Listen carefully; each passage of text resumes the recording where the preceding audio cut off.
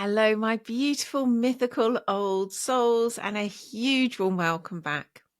How might the wisdom encoded in ancient Egypt structures help us to remember who we truly are? In this episode, I'm joined by the wonderful John Wadsworth.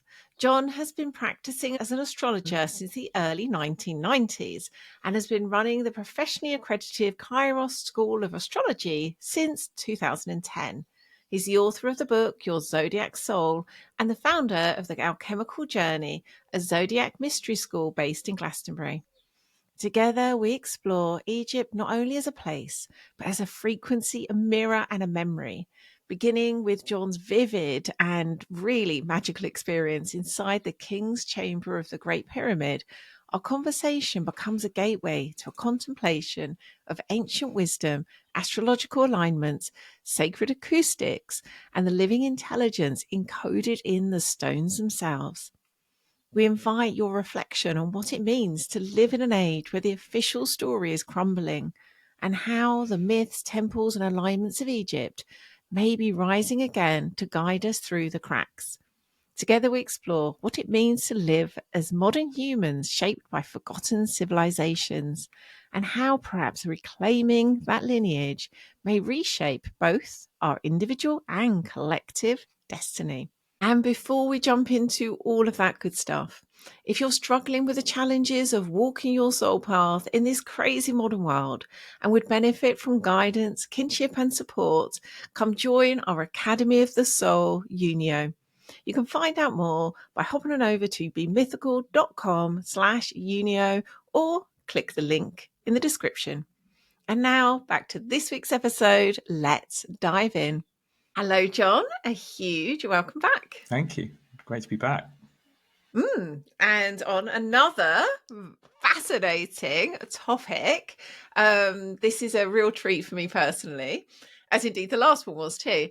So I know that you lead tours to Egypt, and I was thinking actually, I feel a bit gutted that I missed out on your last one. But we're going to begin with an experience you had sometime, I think you said 2011. This kind of origin story starts with you in Egypt. So I'd love to know about that.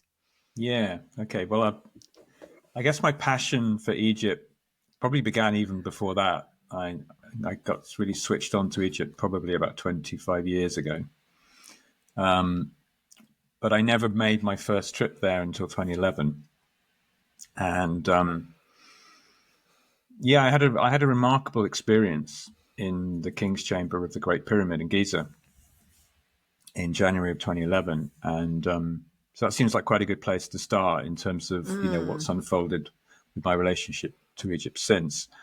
So I was just out there for 2 weeks with my first wife, Colette, and we'd been in Luxor, we'd been just exploring all the temples and the tombs, the Valley of the Kings and everything, and we'd become very interested. We were both very interested in sound and the nature of the acoustics of these places. So we'd been exploring that in different places, different temples and tombs. And then at the end of our trip, we made our way up to Cairo and went to Giza right at the end of that trip. And we want, obviously I'd never been to Giza before. It was the first time, and we were keen to just understand what we could experience in these places, because we were convinced that there was an acoustic resonance that might, that we could sort of understand better. So anyway, she had this great idea to go in later in the day, thinking there might be less people in there, and it turned out to be a brilliant idea, because we got into the Great Pyramid just as a lot of people were leaving, and nobody else was going in, which is it's almost impossible these days to get that kind of experience unless you've got private access. But back in those days, somehow, I think we were just extremely fortunate, we got into the King's Chamber and there was nobody in there, which we couldn't quite believe. And anyway, we started to tone as we've been toning in other places. I was sort of making a kind of low drone, and she was doing a kind of melodic sound over the top. And we did this for a few minutes. And of course, it's an extraordinary place being in there. I don't know if you've been yourself, but it is I an haven't been. It's one of the places is next on my bucket list. I've yeah. been to Egypt before and to Luxor and places like that, but not strangely.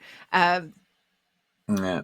It has a unique atmosphere. We can say a bit more about it as mm, we go through, but it's a unique atmosphere. There's nothing else in the in the chamber except for a stone box, which is called a sarcophagus. Although I don't believe it was ever used mm, as a tomb. But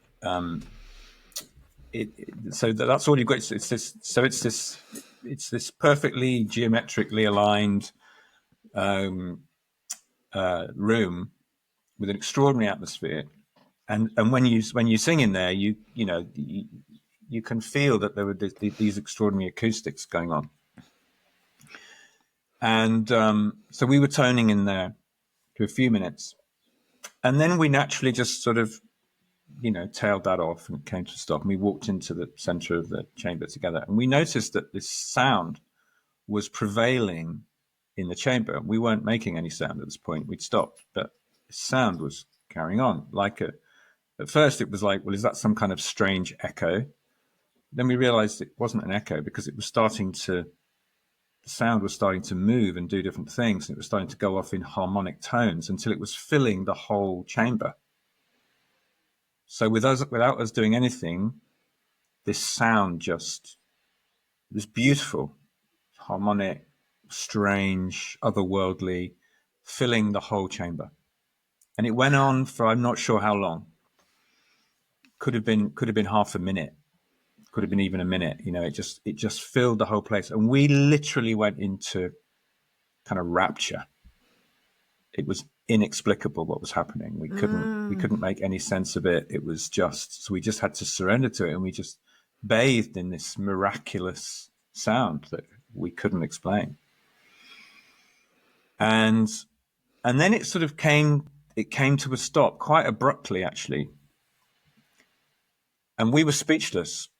We couldn't speak. We had no words for what we just experienced, and we just went back and started toning again. So we just went back to where we'd gone More. before, and we just, well, what else are we going to do? We just carried on toning, right? So anyway, this is just the beginning of what happened.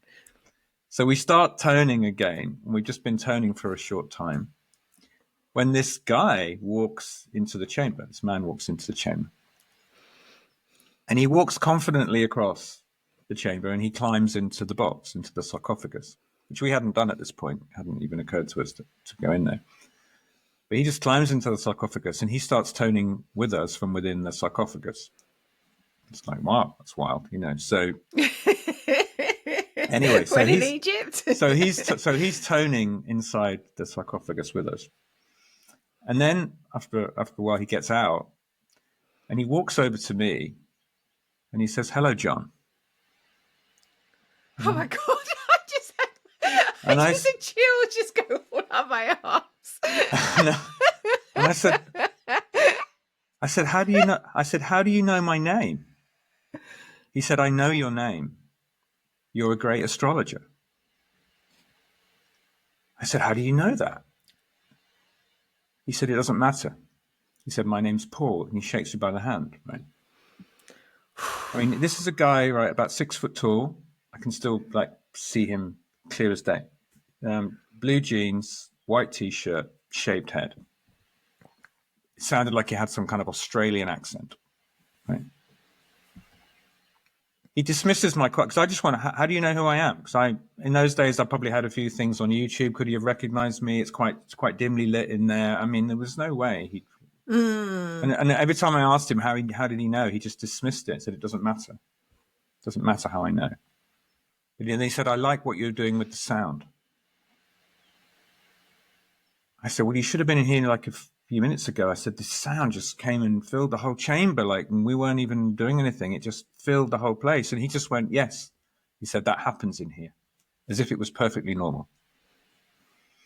And then he starts talking to me as if he's my teacher and starts instructing me what to do, like in a sort of very matter-of-fact way. He said, "Right, you must now go and lie in the box." So I go and lie in the box. That's my first time in Did there. he call it a box? No, he probably called it a sarcophagus. He probably called it a sarcophagus, actually. Go and lie in there. And so I went in there. It was my first time in there, so I'm toning in there. I mean, that's an extraordinary experience. I felt I was just dissolving in the sound. It was absolutely incredible. And then, I get out. Colette, my wife, gets in. She turns in there. She tells me later, by the way, that she's tried to have a conversation with him while I was going over to get into the sarcophagus, and he totally ignored her like she didn't exist. Said he was like one of the rudest people she'd ever met. Said he was only interested in you. It was like I didn't even exist. Anyway, then we all carry on toning, and then after a while, this other person comes in, and she walks in, and she joins us in singing as well. So there's 4 of us in there. We're all singing, we're all toning, and then the lights in there start to flash. It must have been in those days that he said, "Oh, the lights are flashing. We have to leave." The guy just says, "The lights are flashing. We have to leave." So we start to make our way out, and he goes out first. He just leaves. Because I've said to her, I think at some point, I've said, "Oh, we must, like, me. I need to know how you know who I am. I need to know what's going on. You need to tell me more about whatever this is, because it's too." Which he's all dismissed that, like, just kind of just brushed it off. Anyway, he leaves, goes out, and he's been gone out of the chamber just a few seconds, and all the sound comes back again like before, filling the whole place, like from nowhere. And this woman who's just walked in, she's not, she's only just arrived, so she's not privy to any of this. And she's like, "Well, what's happening? What's going on?" And we're like, "Well, this happened before he came in. Now he's left, and now it's happening again." Like, we don't know what's going on. And Colette says something like, "Oh, the gods," because at this point, nothing can surprise us. We're in a totally different world. Like, nothing makes any sense. Everything is so weird now that pretty much anything could happen and it wouldn't faze us. So I always remember Colette said, "Oh, the gods are saying thank you." They were her words. I remember them really clearly. And then that stops, and we're just like, okay. So we leave, and this is only for a few seconds. This sounds come back for like a few seconds and then stopped. So we just leave, and we expect to see the guy in the grand gallery, because there's this huge grand gallery as you walk out of the king's chamber, and there's nowhere else to go. It's the only passage. There's nowhere else you can go. You just walk down the grand gallery, and that's how you get out. And it takes you a good at least 5 minutes to get down to the next part of the passage. So we're just expecting, I want to catch up with the guy because I want to talk to him, right? Obviously. Anyway, we come out of the chamber, look down the grand gallery, and there's nobody there. He's completely vanished. So like, where is he? And I look at Colette, I'm like, where's he gone? Where is he? She's like, bizarre. Anyway, we expect to see him. I just want to see him. I just want to talk to him. We get out to the front of the pyramid. Like, we're bound to see him out the front of the pyramid, because then you've got to get down the pyramid. We get out the front of the pyramid, and he's not there. He's vanished. He's completely disappeared. And there's nowhere else to go. The Queen's chamber is locked. The subterranean chamber is locked. There's nowhere else to go. There's one passage to get out of the pyramid, and that's it. So he just disappeared.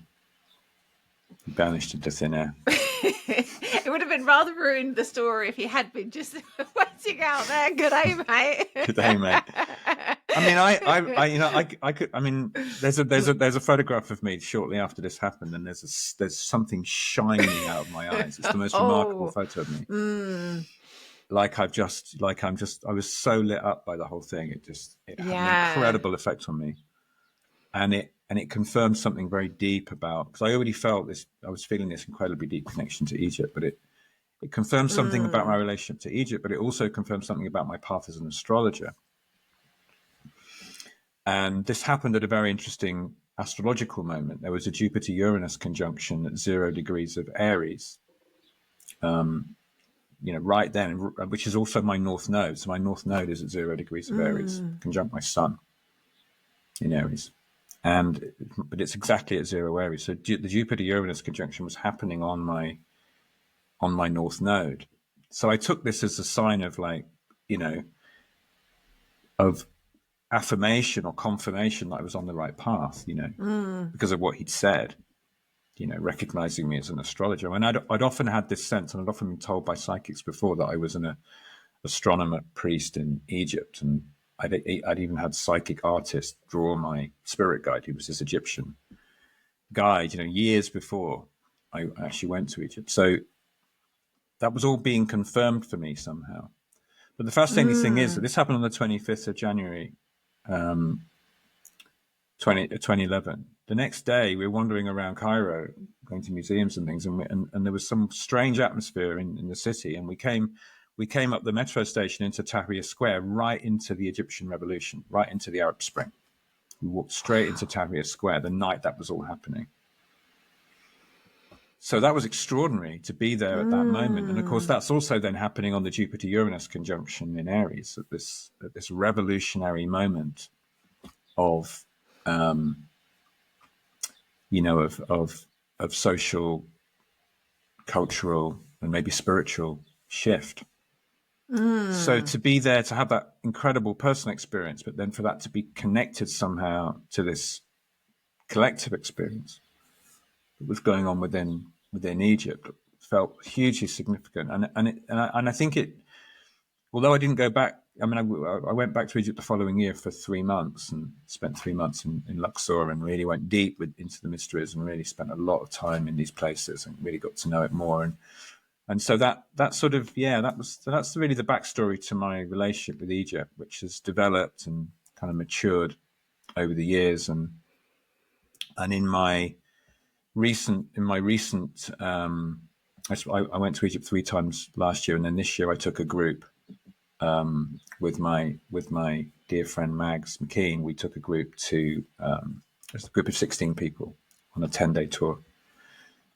The highlight of which was being at the spring equinox at the Sphinx, pre-dawn, 5 in the morning, private access, looking due east with the Sphinx at the stars Oh, of wow. Aquarius, rising with the astrological age, you know, which of course is set by the stars that rise just before the sun. Mm. At that 0 Aries point again, you know, a very critical Mm. point. And interestingly, you know, on that day, as we were talking about earlier, you know, this is when these incredible discoveries came through. I think it was actually announced on the spring equinox or the day before, around that time, that the synthetic aperture radar technology that's been able to, you know, reveal what looks like a whole kind of structural complex underneath the middle pyramid, the Khafre pyramid, you know, which looks incredibly sophisticated. I mean, I've always believed that Mm. there's a And huge. huge, I Mm. mean, like Yeah. ridiculously huge, and probably linked to the complex cave and tunnel systems that exist underneath the Giza Plateau. You know, there's the famed Hall of Records underneath the Sphinx and all of that, you know. So there's all of this, you know, and all the Edgar Casey readings, Mm. the psychic readings that all point to this deep ancient knowledge that exists beneath the Giza Plateau, and maybe again on this important Aries moment, just as the planet Neptune comes to that point. I mean, Neptune entered Aries just after this moment, and it's now at that 0 Aries point. Saturn is about to get to 0 Aries on Monday, and they make their conjunction at what's called the Aries point, which is all about like new beginnings, new discoveries, you know, everything, you know, being revealed. It all Mm. feels like a hugely significant time, and a lot of people are being drawn to Egypt at the moment, and Yes, a yes. lot I of people mean, are being that's been drawn the to case Egypt. for a very long time, Mm. but I would say it's hard to ever know, isn't it? Whether it's just your kind of own bubble, but it feels as though that's true. It really does. So we've got these different strands of place, in this instance, Egypt, the sort of timing with the Great Wheel. Um, and then this idea of there being this kind of that sort of juxtaposition of time and place, and then something happening because of it, and then also this idea of collective destiny, let's say, and also personal destiny. There's a lot of different strands in everything you've shared. And going back to our conversation before we started recording, I was saying, although I've got a huge personal interest in this conversation, I could spend days just talking about all things Egypt. I was interested, like how can we make this useful to listeners? How can this guide them deeper on the soul path? And where we got to was, well, without understanding, who we are as humans, and the maybe where we've come from, which could be different to our usual understanding. Without understanding that about ourselves collectively, how can we possibly understand ourselves individually? So I think we've got to a point in the conversation where it's sort of time to, if we can, start to weave all these strands together into like what's at play here. And I appreciate this is almost like asking you to define consciousness, but what's your sense after all these years of delving deeper and deeper into the wisdom held in ancient Egypt and their understanding, and again this incredibly detailed, sophisticated understanding of the great unfolding of the stars? What does this tell us about us? I mean, I'm convinced, utterly convinced, that we're looking at a civilization that is thousands of years older than we're told, and that has its origins in Atlantis. That even though the temples that we see in different parts of Egypt may have been built in the Hellenistic period of just over 2,000 years ago, they certainly are renovations or rebuildings of earlier temples that existed on those sites. And there's lots of evidence of that based on the astronomy, actually, the way that the temples are aligned and the way that they're shifted in their orientation at different. We can see evidence in certain temples in Egypt where the foundations of an earlier temple are present, but they were slightly differently oriented because they were oriented to a particular star, and because of the gradually shifting cycle of precession of the equinoxes, whereby the sky, the stars of the you can track it from the North Pole, the northern polar constellations, and you can track it from the constellations of the zodiac as they rise at the spring equinox. That gradually shifts over a 26,000 year period, which gives us the great astrological ages. And we can see, particularly, there were certain stars that were very, very important in ancient Egypt, particularly the star Sirius, which would disappear from the sky for about 70 days a year and then reappear. And its reappearance, which is called its heliacal rising moment, when it reappears in the sky and then it stays in the sky for the rest of the year, that would coincide with the flooding of the Nile. The Nile would flood every year around the summer solstice time as Sirius returns to the sky. So that star becomes hugely important, and the ancient Egyptian calendars are based around that star. So the temples, a lot of the Egyptian temples, were aligned to that star, but they were aligned to its significant positioning at different epochs, and you can kind of measure you can then judge the construction of the temple based on when it was pointing at Sirius at those moments when it was returning to the sky. So that's all for me, that's very confirming of this idea that that this was a consistent, that these places were consistently honored over thousands of years. I mean, there's a tradition that in Egypt, a place can't be considered truly sacred until it's had like at least 7 epochs of temple building on it over the whole. That's when it becomes a truly sacred site. So you could look at a place like Dendera or Edfu, and these places have been, although these are Ptolemaic, late, post-Alexandrian Hellenistic temples, they were, there's information in them, built into them, that shows that they're on the site of much older sites. So that's I think that's very important to recognize, that the implications, and not just in Egypt. I mean, there are discoveries now happening all over the world, especially in places like Turkey at Göbekli Tepe and Karahan Tepe and places like that, which are undeniably, 9, 10, maybe 12,000 years old, So that's already shattering the timeline that we have for civilization. And Egypt does the same in there are many ways in which that, that timeline is breaking down. And the implications of that are huge for all of us, So let's get into the implications. But first, before we do that, I know there's a lot of controversy, pushback, skepticism, denial, and some of it's warranted. Ultimately, if something can't stand the sort of test of rigor in this way, then it probably doesn't have anything to stand on. But they're definitely, for example, the pushback to, say, Graham Hancock and his ideas. There's certainly a kind of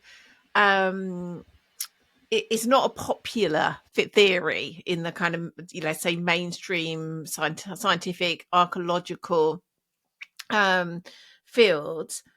What's your sense as to why is this seen as, if it is seen as a threat, why is it seen as a threat? What does that, there's a kind of, implications from, I guess you could say, a positive perspective, but why would this be so threatening to those fields?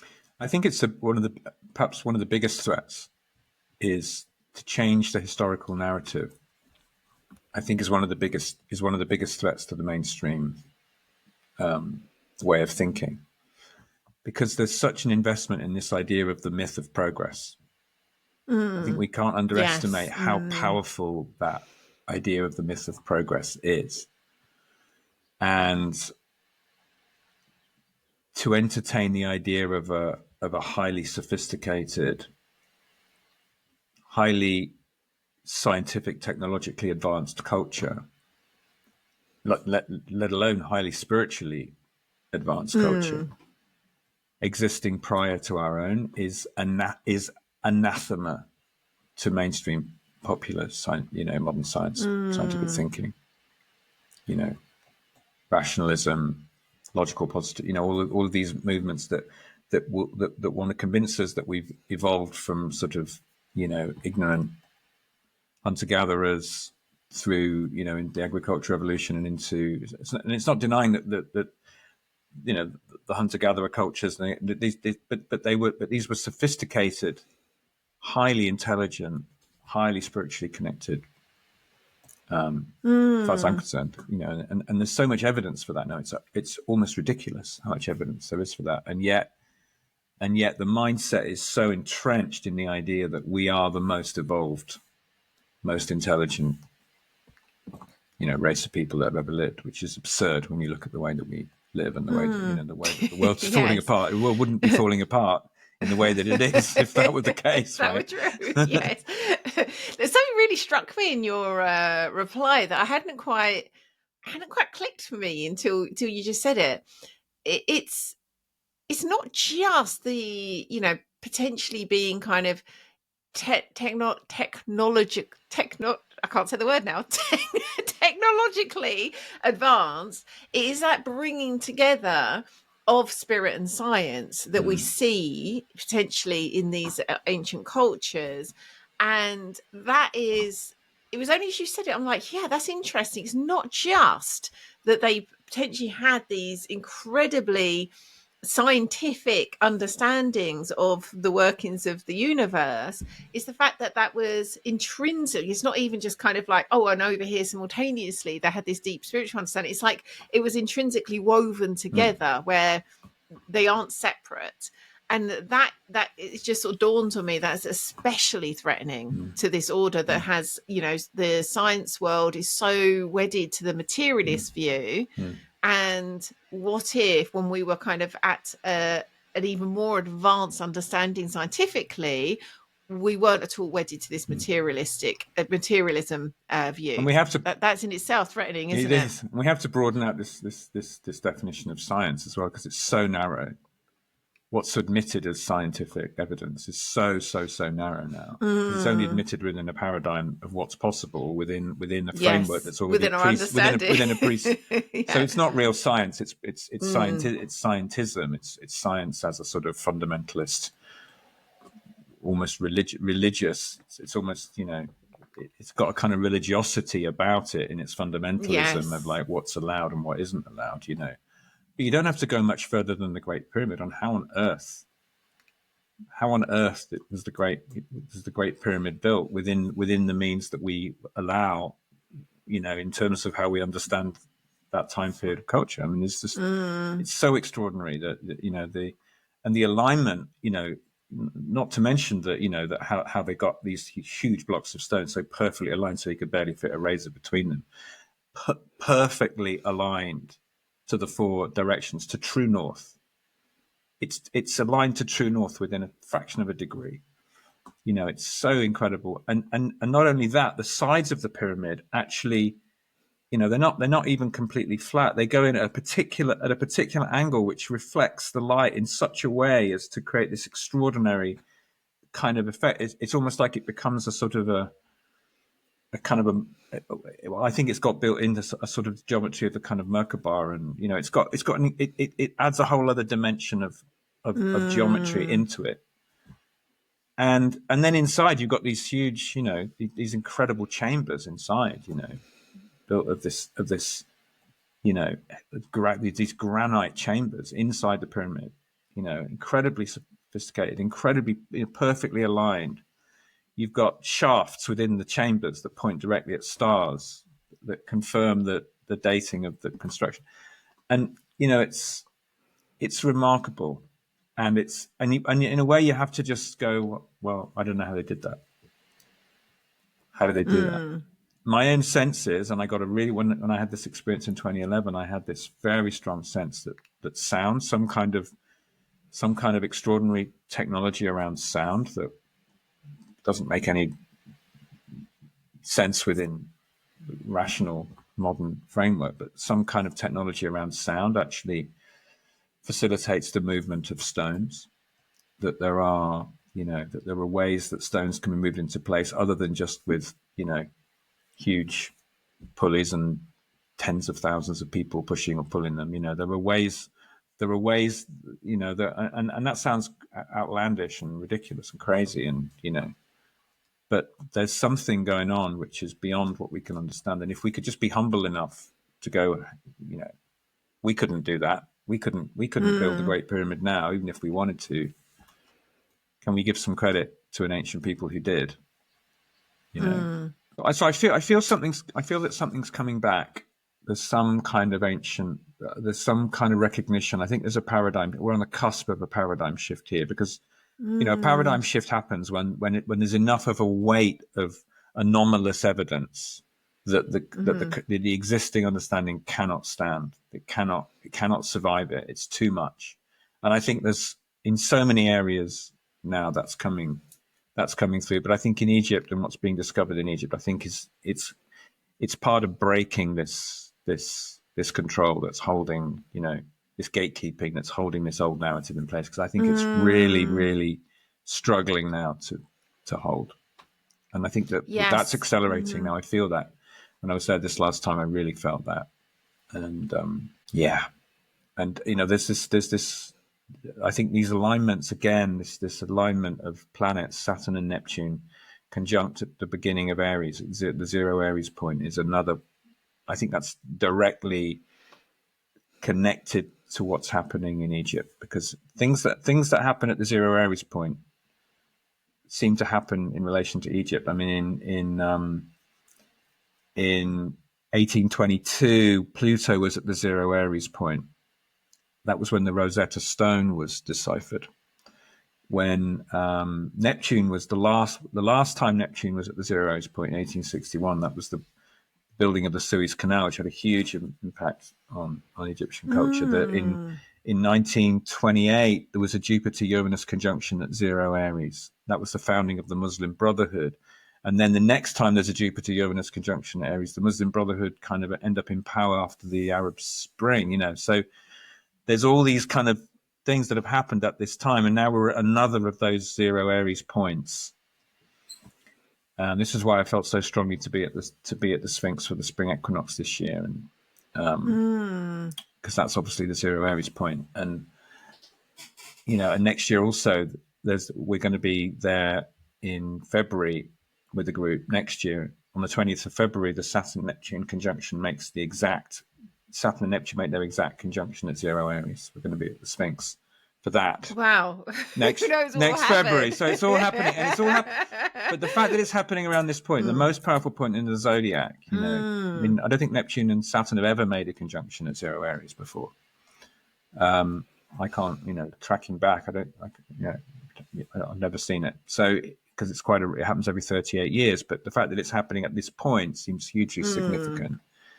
And I think it's, obviously it's not just that's not just going to have an impact in Egypt, but it seems that Egypt is particularly connected to that point. And of course, the Sphinx looks due east at that point. I mean, that's why that's the place to be on a spring equinox, because the Sphinx is, it's trained on that moment each year. And each year that the stars have moved by a fraction of a degree, they move 1 degree of the zodiac every 72 years, and through a full constellational sign every 2000, every 2,160 years. That defines an astrological age. And I think the Sphinx originally had the head of a lion. I think it was looking, when it was built, I think it was looking at the Leo constellation.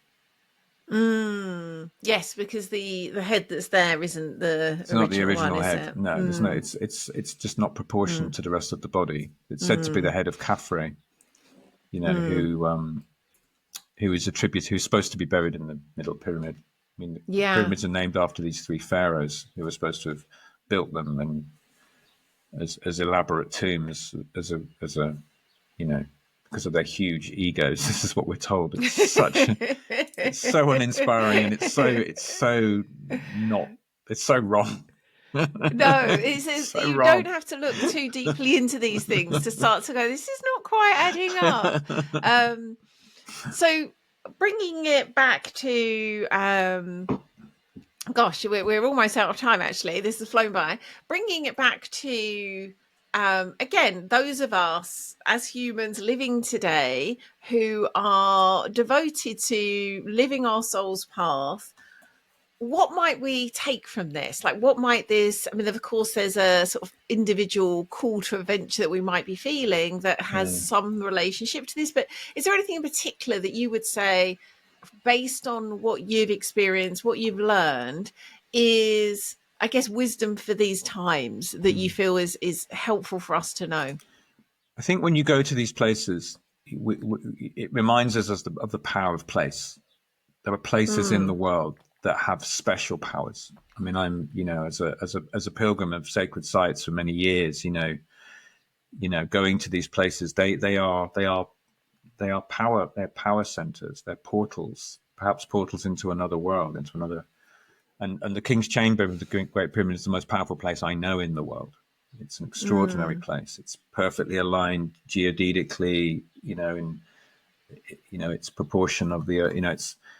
There's a way that the pyramid is aligned that you can measure the circumference of the earth. I mean, it's like there's an extraordinary knowledge encoded into this. And I think if we open ourselves to the possibility that there is so much that has been encoded in these places through these monuments that can help us to understand our relationship to the earth, to the cosmos, to our spiritual source.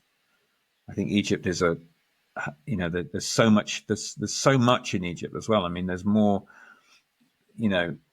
of all the cultures of the world, there's no culture that has left such a wealth of textual information, of knowledge, of images, and in the temple walls and so on. And if we can understand that, and we can recognize that the wisdom in it, it can transform our lives. I think Egypt is one of those places where people come back literally transformed just by being in these places and just being exposed to it. The knowledge, the information, but actually just being in the place can you can have a transformational experience. I mean, it was remarkable with our group. This time it was wonderful to lead a group there and to see most people were there for the first time, and just to recognize what was incredible things were happening, healing, deep healing, just by being there. I mean, we entered into it in a particular way with a spiritual intention, with an Egyptian guide who was deeply spiritually connected to the temples as well. That really helped support that process. But when you go to Giza and to Luxor and center of the whole of the New Kingdom, to Aswan, probably where it all kind of begins there, and to Philae, and these places are they're such numinous places. They're charged with energy. It's still there, even with all the tourists that go. You can find there are ways of entering into it. They're still charged with power, these places, and it can awaken us to the power within ourselves and the power to heal. We need to heal. The world's broken. We need to heal, and I think Egypt's one of those places that people are being drawn to now, because we kind of know it still carries, even with all of the trappings of the tourist industry, which one can put people off as well because it's so overwhelming. But you can still have your moment there, and it still holds power, huge amounts of power. Yeah.